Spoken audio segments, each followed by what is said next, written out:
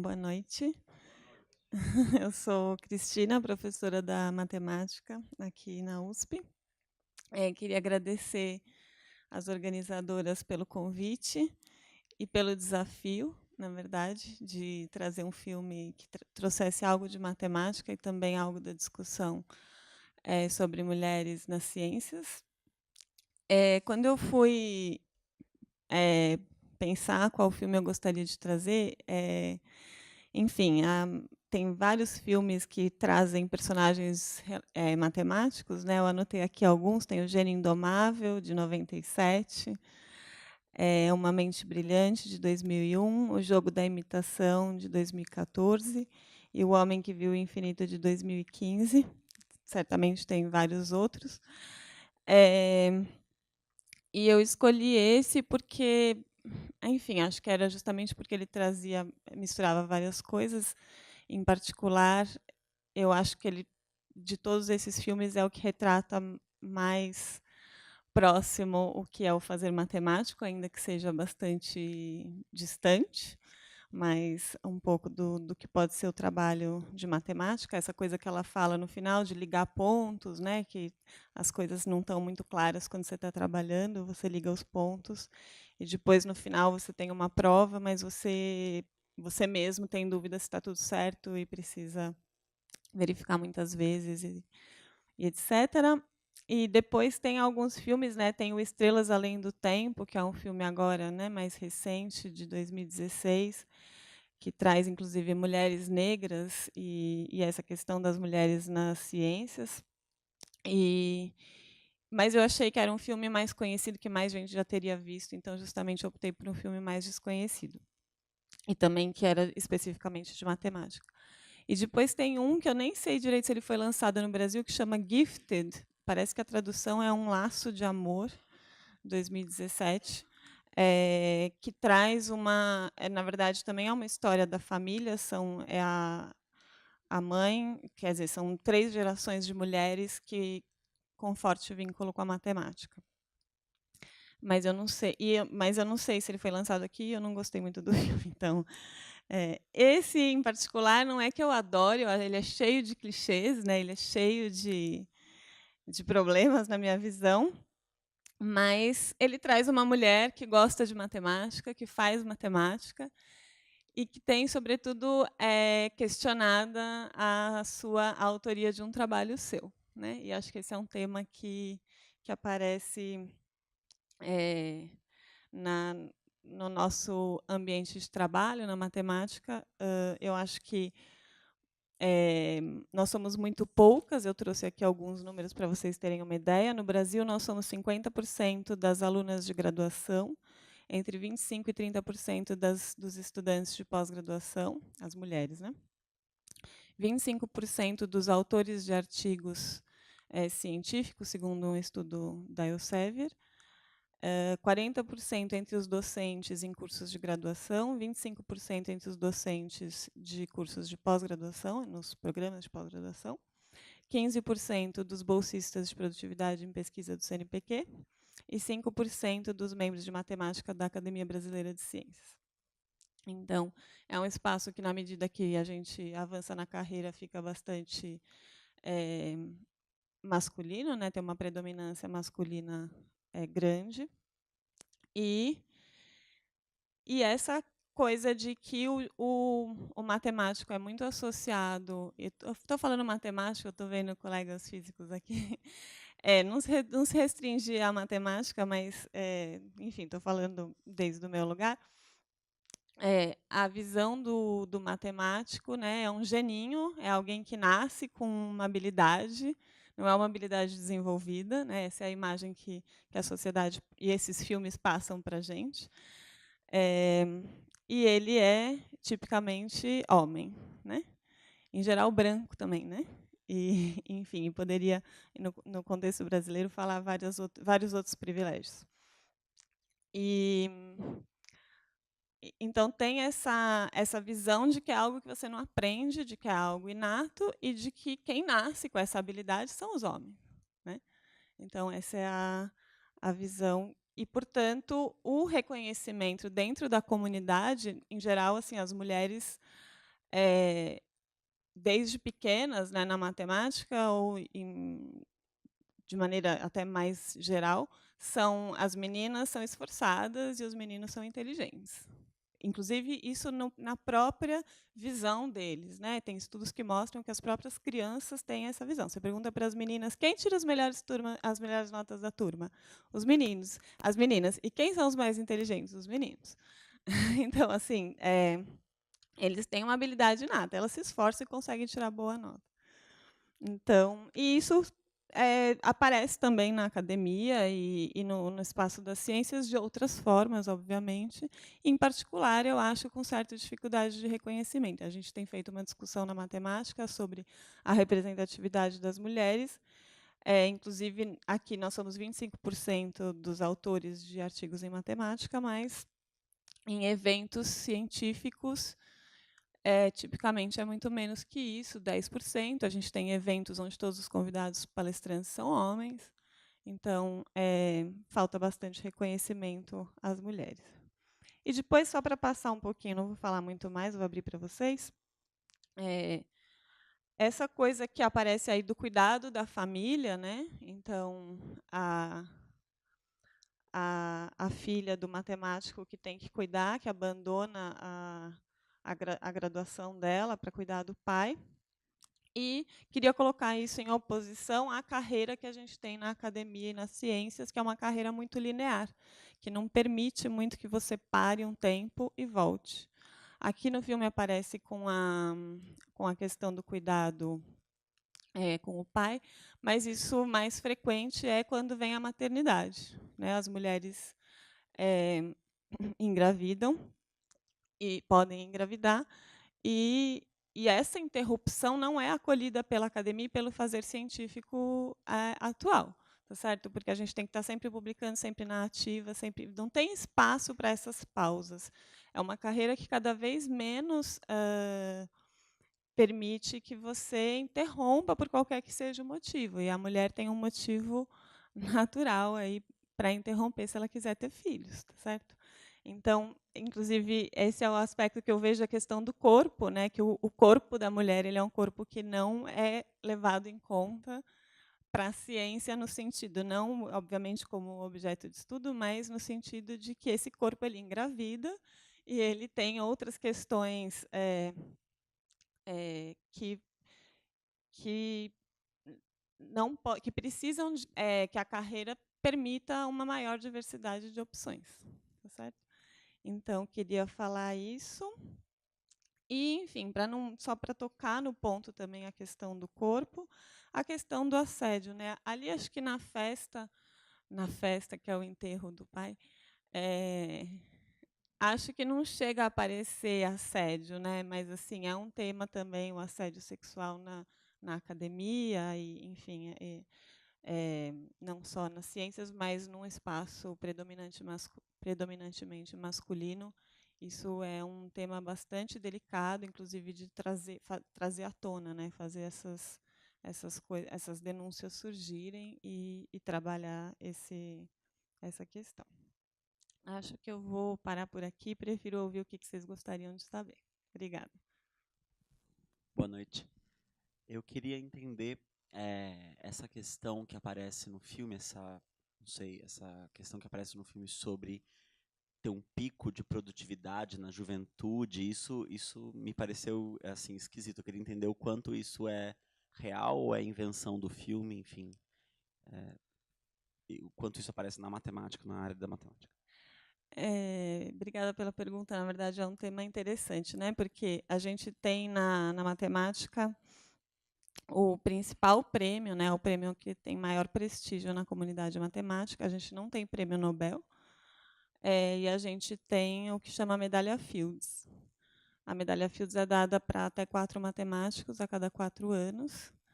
Não sei exatamente desde quando, mas, se eu não me engano, é da ordem de 60 medalhas que foram dadas até hoje.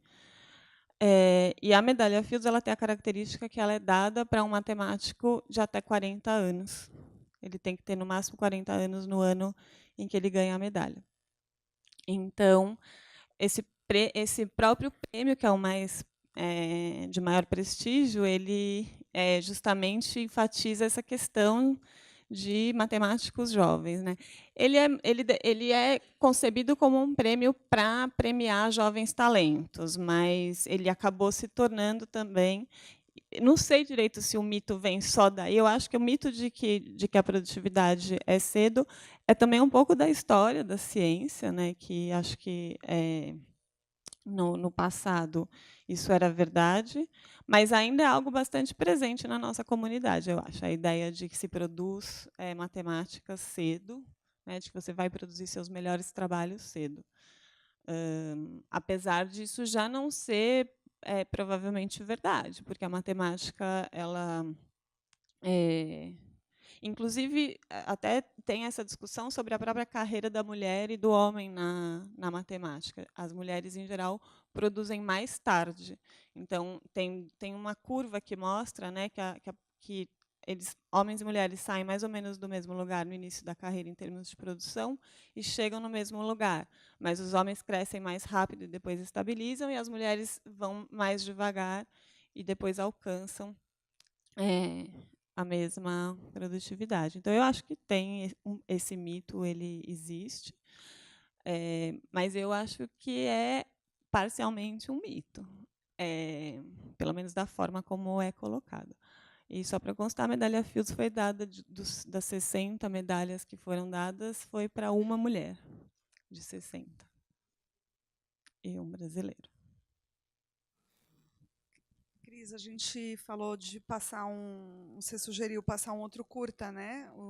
A Jornada das Mulheres na Matemática. A gente optou por não apresentar o curta por causa do tempo do filme, e aí para as perguntas também. Mas eu queria que você falasse, comentasse um pouco esse filme. Ele está disponível também, a gente pode ver, enfim. Obrigada também por me lembrar. O filme, eu tinha proposto um curta, ele tem acho que uns 12 minutos, mas ele vai ter uma segunda parte, ele vai ter no total 20 minutos. É uma produção que está no YouTube na verdade, é uma produção feita pelo Comitê de Mulheres na Matemática da União Matemática Internacional e mostra a trajetória de 3 mulheres matemáticas. Na verdade, ele é um filme, até seria interessante saber qual é a repercussão num público como esse. Porque ele é um filme pensado mais para matemáticas, para estimular mais mulheres ou mulheres que gostam de matemática. Eu não sei direito avaliar o impacto de meninas, por exemplo, né? Como que esse filme seria visto por meninas que ainda não ingressaram na carreira de matemática, mas que gostam de matemática. É um filme, então, sobre 3 mulheres matemáticas, uma indiana, uma do Camarões e uma brasileira. E ele tem uma segunda parte que foi filmada agora em agosto. Teve o Congresso Internacional de Matemáticos no Rio, que é onde justamente a medalha Fields é entregue. E logo antes, o dia anterior a começar esse evento, foi feito um encontro mundial de mulheres na matemática. E então essa outra parte foi filmada lá. E eu convido vocês a procurarem no YouTube, chama Jornadas de Mulheres na Matemática, Journeys of Women in Mathematics, e está no YouTube. Mas está sem legenda em português e ainda vai ter uma segunda parte. Então, talvez valha a pena esperar. Não, eu fiquei pensando eu já tinha visto o filme, aí o título não lembrava da história. Aí quando eu sentei, eu falei, nossa, era o filme que eu já tinha visto e foi interessante ver ele de novo, assim. Mas agora o que me chamou a atenção é essa história da prova e da não prova, né? Como é que você faz para provar uma autoria de algum trabalho? E então, talvez se a gente tem, né, a matemática, que é uma ciência exata, se ela tem marcas de autoria, né? Então, eu acho que foi isso que eu fiquei pensando no filme, né? Se seria capaz de reconhecer pela escrita da matemática se tinha sido ela ou o pai dela. Então, talvez comentar um pouco isso. Que pergunta difícil. Desculpa. Eu acho, bom, para começar, acho interessante trazer a questão da autoria de maneira geral na ciência, né? Também a gente vem publicando cada vez com mais autores e cada vez mais, para mim, pelo menos quando eu olho para ciências naturais, eu fico olhando e falo assim, nossa, o que será que significa autoria para eles? Porque vem 10 autores e desde o aluno de iniciação científica ao dono do projeto, ou mais, né? Essas colaborações internacionais também com muitos autores. Então, o que significa autoria? Já é uma discussão. Na matemática, eu acho que ainda é mais. Pelo menos, estou falando no fazer científico, ainda os artigos tipicamente não têm muitos autores, né, de 1 a 5, eu diria, 5 hoje já é mais ou menos comum, mas, em geral, os artigos não têm mais do que esse número de autores. Agora, sobre se dá para identificar a autoria de alguém, identificar, tipo, tendo um contexto, né, sabendo que é esse ou aquele, sabendo qual matemática a pessoa sabe, numa coisa profunda, eu acho que pode ser possível. A questão é que, em geral, não se trata disso, né? Quando eu falei do reconhecimento, eu acho que é muito mais o assim, eu publico o artigo com o meu coautor e o crédito vai para o homem, tipicamente, né? Tipo, para o homem mais velho, que é o mais experiente. Então, assim, o reconhecimento. Então, é mais isso. Mas não sei, é só um palpite sobre a autoria, não tenho muita ideia.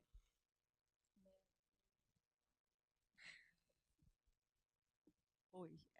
Bom, meu nome é Débora, eu também sou professora lá da matemática. E, bom, me chama a atenção a tua pergunta sobre a idade, né? Que é uma coisa que eu acho que, ao contrário daqui, que eu acho que acontece de verdade, né? Que a grande produção, ou a mais criativa em geral, é antes dos 40, né? Raramente você vê coisas espetaculares que foram provadas por gente mais velha. Eu acho que é mais... Bom, enfim, não é A debatível, divergência, como vocês perceberam. dá para debater. Agora, uma coisa que eu não sei como é que pega para uma plateia assim, né, com gente de lugares diferentes. Mas uma coisa que me incomoda pra caramba é que quase todo filme que tem um matemático, isso é associado com, bom, duas coisas de cara, assim, uma inabilidade social, isso, né? E você vê, a gente é simpática, não é assim. Deixa sempre. eles decidirem, né? Estou dando uma força para ver. Não, e também com um grau de loucura, né? Que vem e é uma coisa do gênio louco, né? Essa coisa de como se fosse necessário que fosse junto, né? Que viesse junto. Sei lá, não sei como que vocês veem isso, mas a mim me incomoda. E se a gente pega essa lista de filmes que você estava falando, quase todos têm isso, né?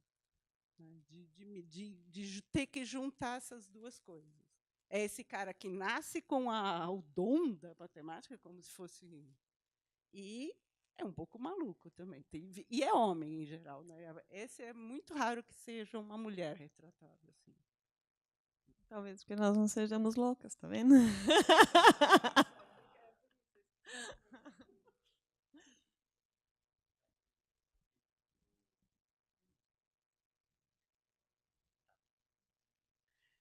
Eu queria só dizer que sobre isso é interessante porque eu fiz a pergunta justamente porque, pelo menos no campo artístico, que é da onde eu venho, as pessoas tendem a reconhecer que quanto mais velho a pessoa fica, melhor ela fica.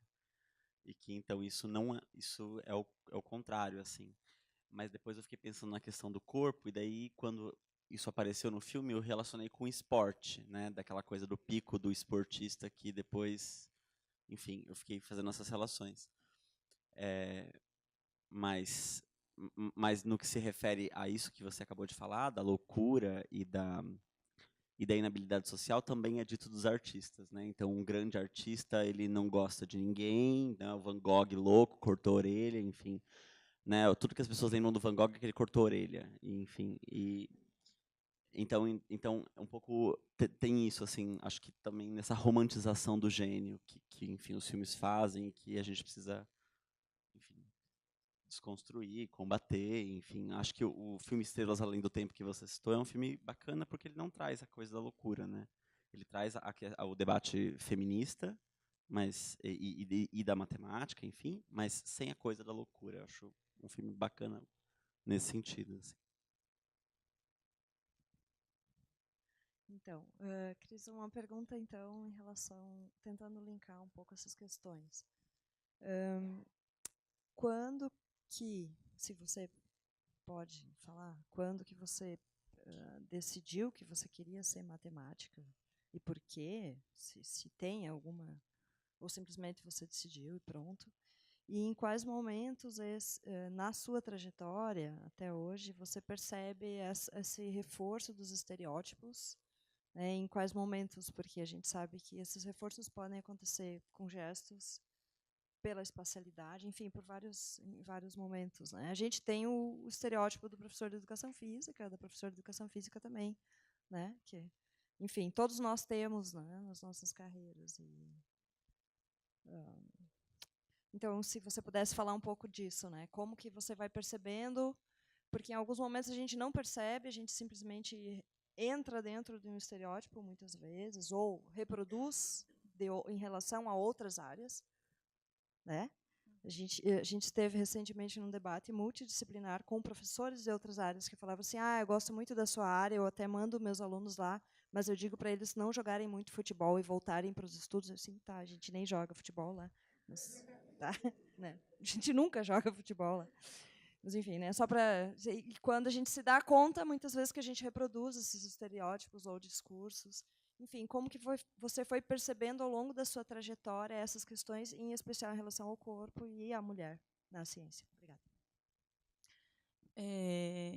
Eu decidi fazer matemática no último ano do ensino médio, que não chamava ensino médio ainda. Não, eu decidi, mas assim, eu gostava muito de matemática e das outras ciências exatas, mas decidi, na verdade, por influência de um amigo que foi estudar física e descobri que existia bacharelado em matemática, porque eu não queria ser professora da educação básica. Então, estava pensando em fazer engenharia, decidi fazer. Aí descobri que tinha um bacharelado em matemática e fui fazer o bacharelado. Daí, durante a minha trajetória, assim, durante a graduação, quase não tinha outras meninas.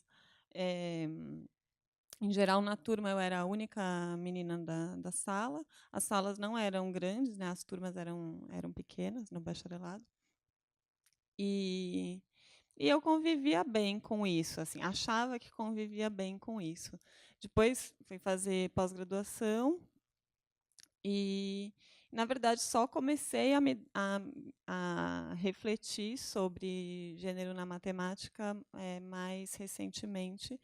Especialmente tem um filme também, que é um filme de 1 minuto, que está no YouTube, que chama Science, It's a Girl Thing. Foi uma campanha da União Europeia para estimular meninas para ciências. E é um vídeo de 1 minuto que reforça todos os estereótipos. E ele é uma catástrofe, assim como campanha. Não, e para vocês terem ideia dessa história, ele ficou menos de 24 horas no ar, porque tamanha foi a repercussão entre as cientistas que eles tiraram do ar. E então você acha no YouTube porque alguém, obviamente, gravou e está lá, né? Mas não está no site da União Europeia. E aí foi a partir desse filme que eu comecei a refletir sobre gênero nas ciências e na matemática em particular. E assim, daí olhando para trás e mesmo hoje as experiências são muitas, né, de como é ter um corpo de mulher nas ciências exatas, de como é ser mulher nesses espaços, nos congressos, na sala de aula, e enfim, em tantos outros espaços que somos poucas. Então, na hora de dar aula, os alunos em geral não esperam que vai chegar uma mulher para dar aula, né? Agora já acostumaram, assim, mas quando eu era mais novinha, quando eu entrei na USP, né, como professora, eles ficavam muito surpresos de me ver, assim. Então foi. Mas assim, não sei exatamente o que você queria saber sobre. Vou dar um exemplo, então. Eu também não fiz uma boa pergunta, não organizei bem meu pensamento. Mas, por exemplo, tem várias. A gente, muitas vezes, não se dá conta que a gente reforça alguns estereótipos, ou por meio de comentários, ou por gestos. E quando alguém fala, a gente se dá conta, nossa, que barbaridade que eu fiz ou que eu falei. Então, você poderia dar alguns exemplos de palavras, gestos, ou eu acho que você teve a exposição, né, das mulheres na matemática, a questão nas escolas, exemplos de manifestações que são, de certa forma, ou preconceituosas ou que reforçam um estereótipo que não é verdade. Maneiras como os professores ou professoras se comportam em relação às meninas que querem ingressar na ciência, ou, enfim.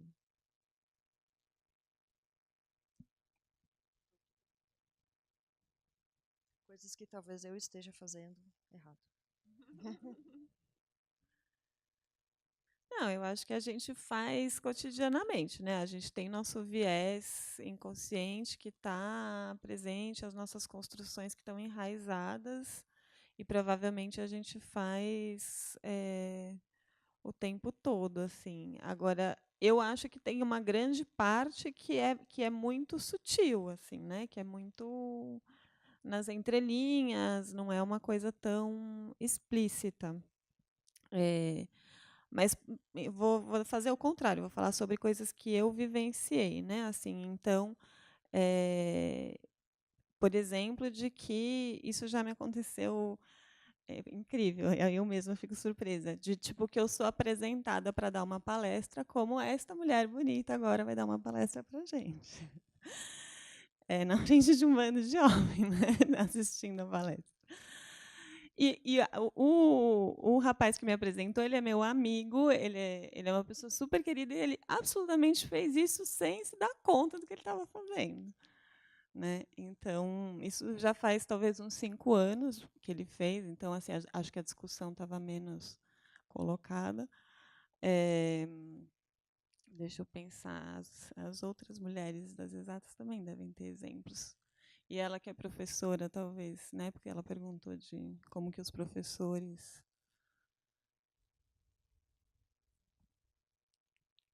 Difícil uma coisa assim. Ou mesmo da matemática. Coisas que eu não devo dizer sobre a matemática, por exemplo. Eu posso dizer várias que você não deve dizer sobre a educação física. Isso que eu ia falar. É uma coisa que essa que eu acho que eu já falei, inclusive. Assim, o que você faz? Assim, conversa de elevador. Dou aula. Do quê? Matemática. Então, a reação é quase de repulsa, às vezes. É verdade. Você vê a pessoa falar, assim, um que é um misto de medo e sabe, coisas do tipo, pô, então você deve ser um gênio, ou você deve ser inteligente, ou odeio matemática, também tem, sabe, que assim, nunca é uma coisa normal, assim, sabe? Tem uma reação. Isso não acontece pra caramba, assim. Então, E complementando, eu acho, você pegou num ponto, você me fez lembrar, né? Porque o que você falou tem a ver com isso. Eu tenho uma crítica grande à questão de dizer que matemática é difícil. Porque, assim, é claro que matemática avançada é difícil, como qualquer coisa avançada é difícil, tá certo? E então eu acho que e a gente reproduz e a sociedade aceita. As pessoas falam, por exemplo, eu não sei fazer conta. Você não deveria falar isso. Você provavelmente sabe. É claro que você pode errar. Todos nós erramos. Eu erro conta. Mas assim a gente tem na comunidade brasileira, na sociedade, aceito e tudo bem. Que matemática é difícil e que eu não sei matemática. E não é tudo bem, porque matemática básica todos nós deveríamos saber, e uma parte das pessoas que falam isso sabem. Né? E é o contrário de você falar, eu não sei ler. por exemplo, certo? Eu não sei fazer conta, eu não sei ler, ninguém fala. Se a pessoa sabe ler, a pessoa não fala, eu não sei ler. E a gente fala, eu não sei fazer conta, quando a gente sabe fazer conta. Então, eu acho assim, lidar com a matemática como se fosse algo difícil, inalcançável, e reproduzir o discurso de que a gente não sabe, que não tem problema não saber, acho muito prejudicial para a sociedade. E acho que a gente faz bastante. Isso é muito legal, até porque ela dialoga com todas as áreas do conhecimento, quase, né? Você quase sempre vai usar matemática, e aí é impossível você ficar sempre falando, não sei, não sei, ou é muito difícil para mim, ou eu sou da humana. A gente faz isso.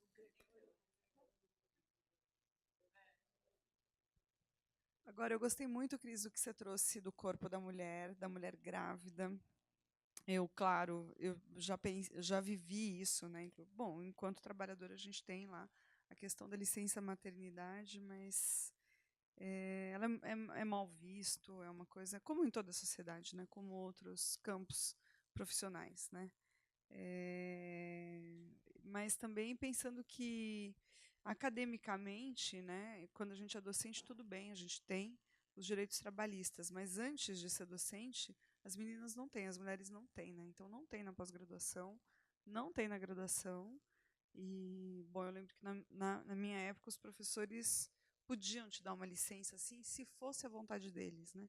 Chegava você falar, então vai nascer o bebê, eu preciso de 4 meses, tudo bem, entregar o trabalho, né? Mas assim, não é algo institucionalizado e organizado para receber essa mulher, e agora também com a história das creches, enfim, né?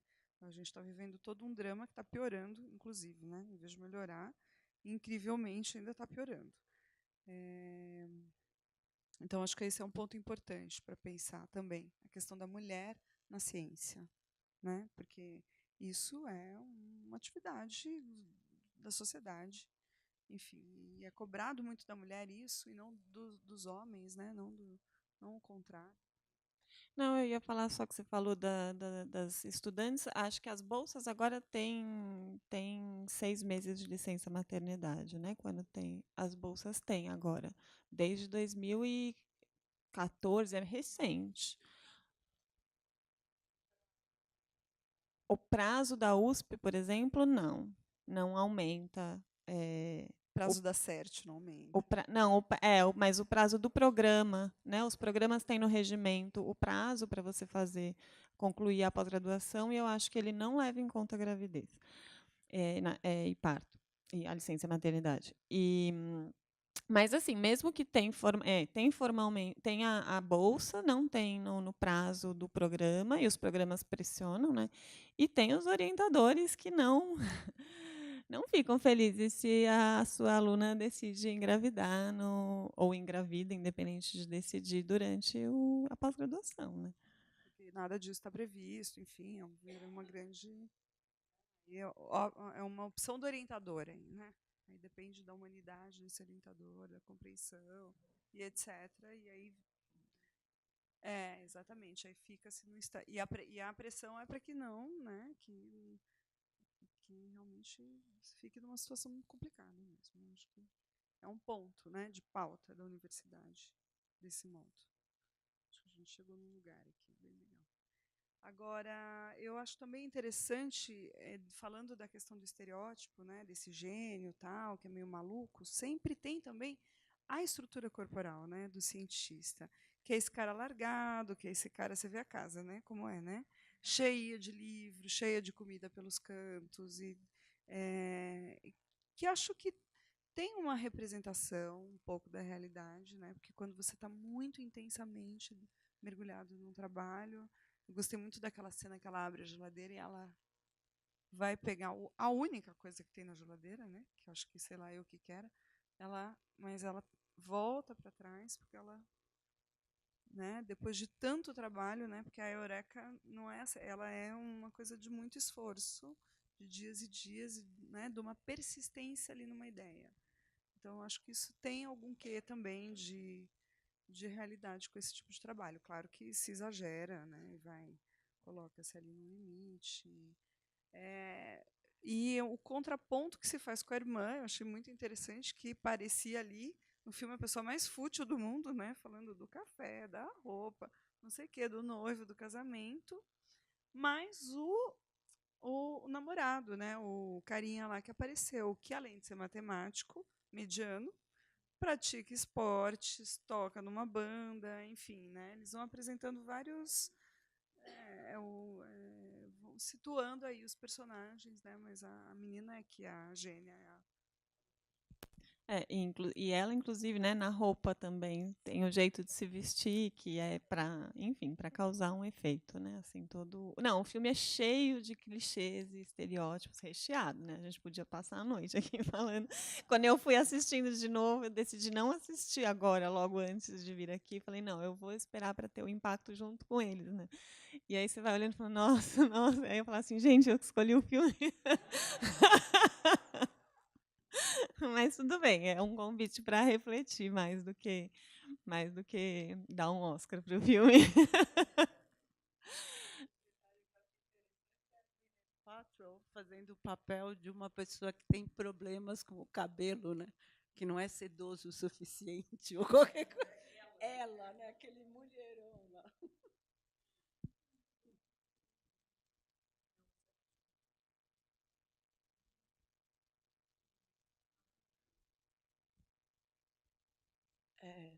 Seguindo o mesmo caminho assim que a senhora falou, eu queria que você falasse um pouco mais sobre essa questão de o quanto a matemática está incorporada, né, no corpo.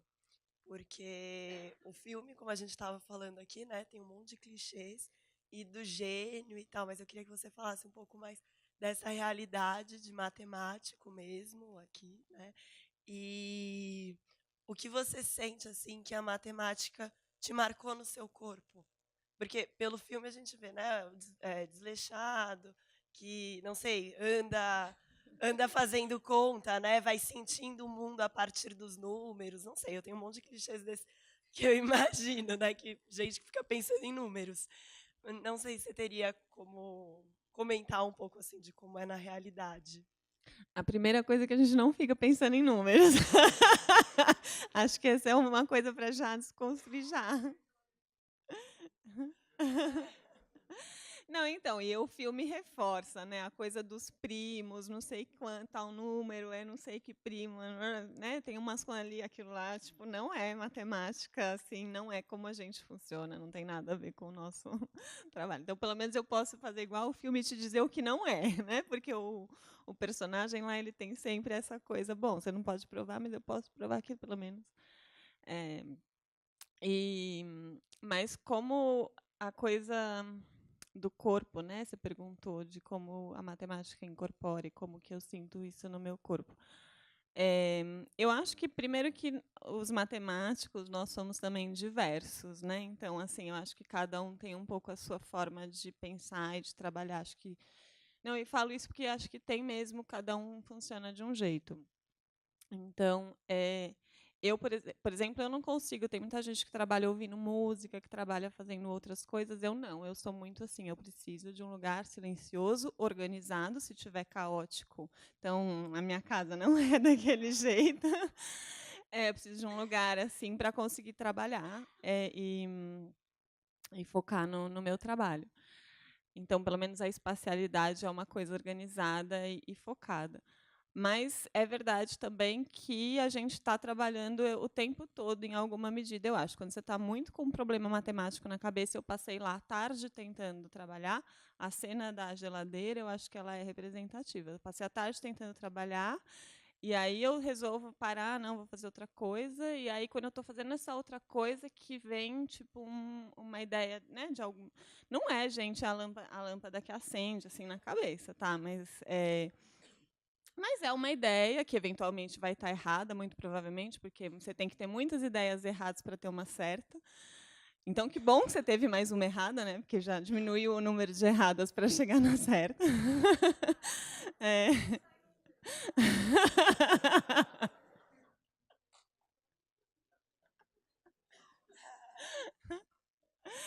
E, Então é isso. Por exemplo, uma coisa que agora eu parei até, mas uma coisa, eu gostava de nadar. Gosto de nadar, mas eu tive um problema nas costas. Mas assim, tipo, passar a tarde trabalhando e depois ir nadar e ficar vendo aqueles quadradinho, quadradinho, quadradinho, era dos azulejos da piscina, tipo assim, eu ficava o tempo todo, porque você fica olhando os quadradinhos e pensando. Porque assim, matemática é muita abstração, não é matemática pura. Acho que tem isso também. Então, aqui tu falando muito da matemática mesmo. As outras ciências naturais, acho que tem bem diferente. Mas na matemática pura, é isso, é muita abstração. Então, você, na verdade, não precisa nem de um papel, nem de... A coisa está na tua cabeça. Né? Você não tem um objeto de estudo que você vai precisar olhar para ele. Tá certo? Não tem uma observação. É claro que você tem representações do teu objeto de estudo que você vai desenhar, vai rabiscar lá, por isso que tem os rabiscos na lousa ali, quando eles estão verificando a prova do cara. Mas, assim, aquilo é só uma representação de uma ideia que está na cabeça das pessoas. Então, você não precisa formalmente de nada, né, de nenhum objeto para trabalhar. Então, é isso. Aí, quando eu estava lá nadando, por exemplo, aqueles objetos estavam na cabeça, porque eles não saem, gente. Essa é a grande desvantagem, porque a gente está o tempo todo com eles com a gente. Né? A gente carrega o nosso trabalho o tempo todo junto. E às vezes, é difícil desligar. Né? Então, quando você está muito envolvido com algum trabalho, é bem difícil desligar, eu acho. Dificuldade para dormir, porque o negócio fica lá martelando na tua cabeça, e às vezes acordar à noite. Então, acho que essa é a forma como eu sinto a matemática no corpo, assim, de alguma forma. Não sei se eu respondi a pergunta. Estereótipo do matemático louco, porque bom, eu acho que é algo que tem que ser refletido na sociedade, se é a maneira como se mede o sucesso das pessoas. Que geralmente é a produção do cara, de quanto foi que ele fez, das coisas que ele fez, e se esquece de um monte de coisas que uma pessoa tem por trás. Sim. Então, é a produção, são os trabalhos ou as contribuições que ele fez à matemática, mas no fundo tanto faz se ele acabou morrendo sem falar com ninguém, numa cabanha e falando com o diabo. Passou tantos dias sem comer, tantos dias sem dormir, mas o importante no fundo é o trabalho que ele fez. Sim. E isso aí acaba tem a ver com, bom, essa cena da geladeira, ela se esqueceu de comer porque no fundo o importante é o trabalho. E de alguma maneira isso vai ficando em nós. E, bom, não sei, é como se a sociedade estivesse explorando as pessoas. Porque no fundo todo mundo quer ter sucesso. Sim. Então o importante é a produção. E as pessoas querem ser e obter trabalhos, mas no fundo acabam morrendo e pode ter sido que se esqueceu de viver, não sei. Bom, isso depende de como você olhar isso, mas acho que isso tem que ser refletido também, não? Como que qual que é o sucesso para uma pessoa?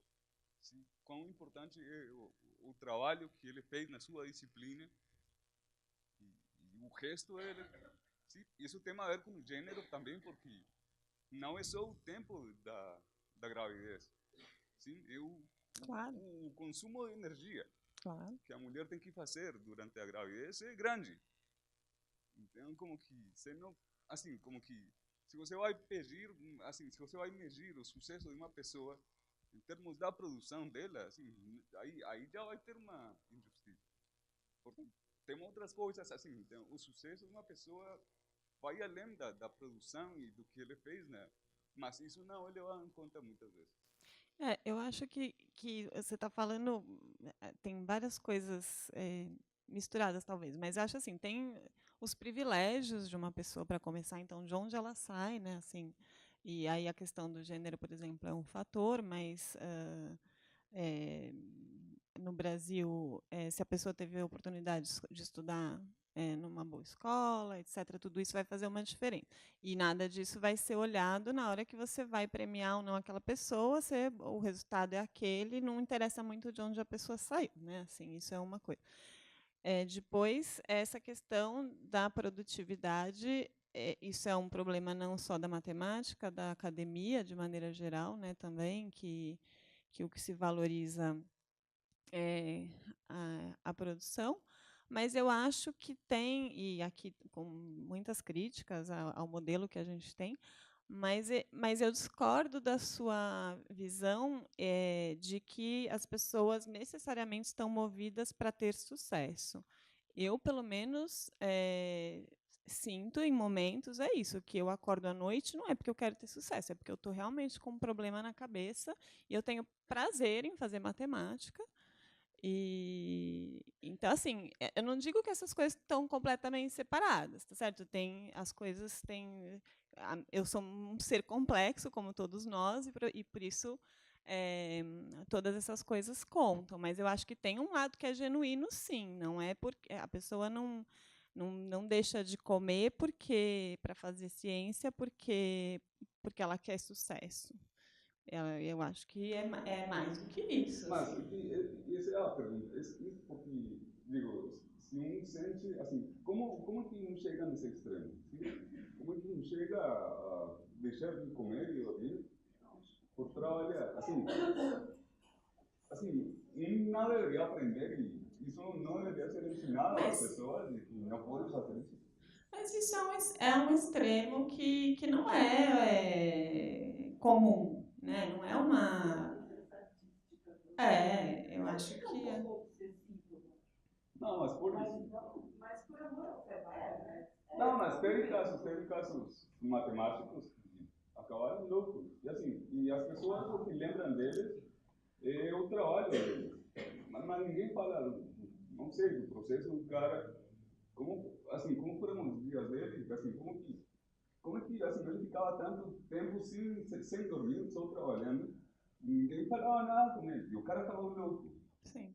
Não, eu entendo o que você está falando, e um outro aspecto que também me fez, não sei se você estava mencionando ele explicitamente, mas que me fez lembrar, é de que as pessoas julgam os cientistas pela produção deles, mas, inclusive, independente de ética, né? Independente, então, a gente tem assediadores, a gente tem pessoas, né, assim, com caráter questionável e que são super reconhecidos como cientistas, e isso não abala, muitas vezes, o reconhecimento deles. Então, assim, você pode ser, do ponto de vista humano, a pior pessoa do mundo, mas se você provou, né, tal conjectura, tipo, é isso que importa, né? Então é verdade que a ciência faz isso mesmo.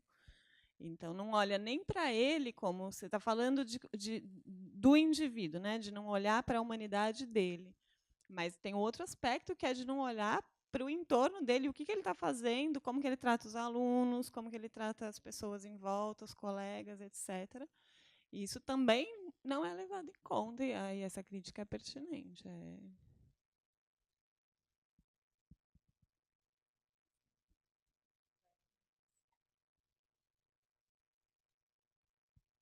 Acho que um pouco aproveitando do que ele falar, mas um pouco no sentido contrário,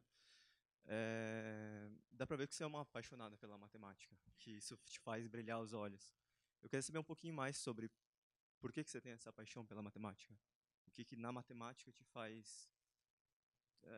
Explicar a paixão é muito complicado, gente. Difícil, mas alguma, de repente... Não sei, uma poética te motiva. O que me move na matemática, né? O que tem... Nossa, que difícil. Paixão, é muito irracional para querer racionalizar, né? Não sei, eu acho que essa coisa que eu falei, né, que o nosso objeto é abstrato, né, assim, então essa coisa, eu acho que Para mim, isso é uma das coisas mais, né, assim, sem entrar, digamos, na minha matemática especificamente, né, o que eu faço na minha área de pesquisa, etc. Mas pensando na matemática, então, tem um lado de como colocar? É que eu não queria usar a palavra quebra-cabeça porque é muito clichê, né? E é muito. Eu acho que vocês ouvem essa palavra de maneira diferente do que eu estou pensando, mas quase como um quebra-cabeça abstrato, né? Assim, então, uma coisa que você tenta. Mas é mais do que montar, né? Você tenta entender, mas essa coisa é um objeto abstrato, assim. Não sei, acho que eu não consigo. Não respondi nada, né? Mas assim, acho que é o máximo que eu consigo. Muito difícil explicar as paixões.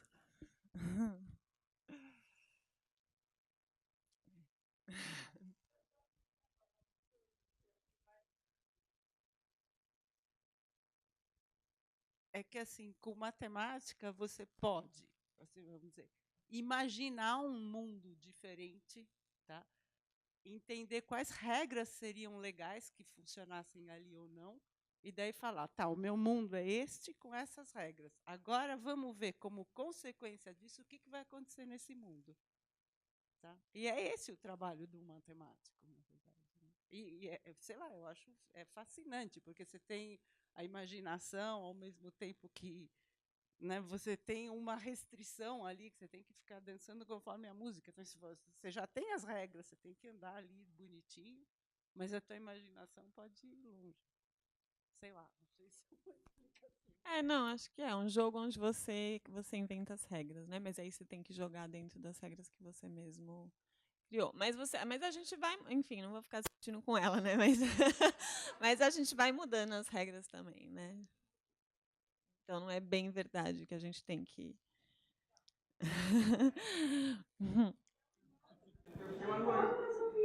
Ela é jovem, imaginava os possíveis.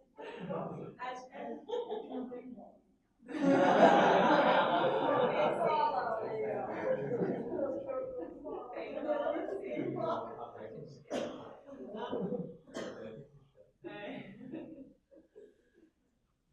Tem um quadro, uma pintura, acho que é um renascentista. E ele um maestro está ensinando uma prova para outros caras, uma demonstração. Assim. E tem como 3 níveis. No primeiro nível está uma pessoa tentando ainda entender os passos da demonstração. Outra pessoa já entendeu os passos, ele sabe que ele já entendeu. E já finalmente tem outro cara que está em pé e ele tem como uma iluminação, não sei.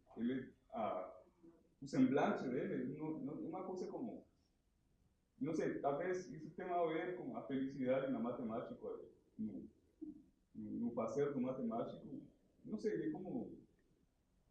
Bom, eu não sou matemático, mas do contato que eu tive com a matemática, acho que mais ou menos isso é o que eu gostei da matemática. Como, não sei, é como entender o que está por trás, como é que a estrutura, não sei, como entender a prova, a demonstração, na completeza dele, assim, como no conjunto, uma coisa, não sei, meio metafísica. Sim, eu tô sorrindo porque eu tô entendendo o que você quer dizer, mas eu não sei se o pessoal tá. Porque acho que ele tem... Essas provas tem muita coisa além dos passos que tem que ser seguidos e da formalidade, e é como, não sei, tem a ver com a essência da demonstração. Como que entender isso, assim, como que a felicidade que eu senti na matemática quando eu fiz era como isso, como eu conseguir entender essas coisas, que está das demonstrações. A imagem que eu mencionei no começo e que tem no filme, né, dos pontos, eu achei interessante. Eu não lembrava do que ela falava, mas isso de que você tem, se você pensar na matemática como você tem pontos, né, mas pontos são ideias, E você não sabe muito bem como ligar, nem qual você tem que ligar com qual, etc. E você vai um pouco experimentando e errando, como eu falei, errando muitas vezes até acertar uma. E que, de repente, quando você consegue ligar do jeito certo, daí você tem uma imagem, e esse é o momento, né, onde você tem esse prazer de ter conseguido provar alguma coisa. Então, acho que essa é uma imagem que pode ficar aí como respondendo a tua pergunta. Bom, então, Cristina, muito obrigada pela sua fala, pelos seus esclarecimentos, pela união da matemática com o corpo, da discussão de gênero dentro da matemática, super importante. A gente vai te mandar o certificado, porque a gente não trouxe, mas a gente quer agradecer imensamente a tua presença aqui, o aceite do seu convite. Muito obrigada. Obrigada a vocês pelo convite e pelo diálogo aqui, pela troca de ideias. Obrigada.